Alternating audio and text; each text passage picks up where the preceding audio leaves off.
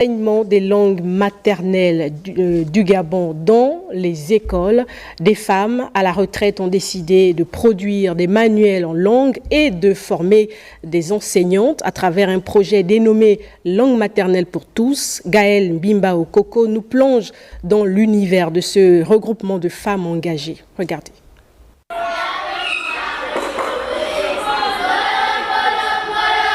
Aussi surprenant qu'on peut le voir, des élèves du pré-primaire et du primaire en plein apprentissage des langues vernaculaires gabonaises.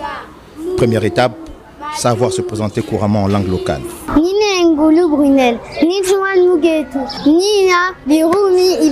Puis, compter et désigner des parties du corps humain.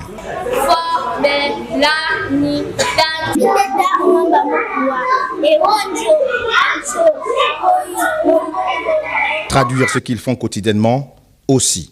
Et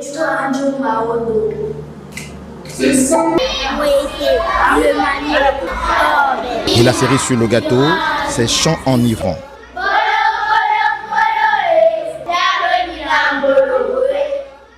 L'initiation de ces enfants à l'apprentissage des langues vernaculaires est le fruit de ces femmes gabonaises à la retraite.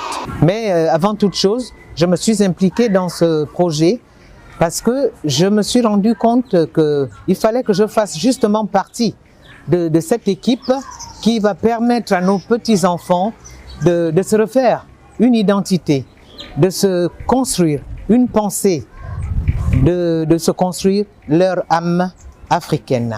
Notre souhait à toutes, c'est que ce projet voit le jour officiellement, que tout le monde se l'approprie. La langue maternelle renvoyant à l'identité d'un être, savoir assurer sa transmission d'une génération à une autre par l'école, telle est la mission que se sont assignées ces gardiennes du temple. On trouve autre chose qui va inciter les enfants à parler la langue maternelle dans les écoles. Nous aimerons vraiment que l'État comprenne que former des enseignants pour toutes les langues maternelles, ce serait difficile. Il faut qu'ils utilisent les retraités qui, eux, sont disponibles. Lancée depuis près de 4 ans aujourd'hui, l'école Chilton House, soutenue par la première dame Zita Oligingema, promeut le développement d'une compétence linguistique plurilingue. Vous allez avoir différents groupes à l'école, dans différentes salles, selon les langues, qui vont se retrouver.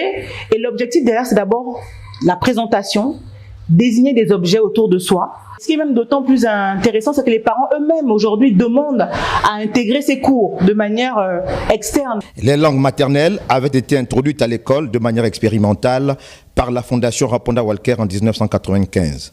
Le projet va mourir 10 ans plus tard. Le dossier est actuellement sur la table du ministre d'État en charge de l'Éducation nationale.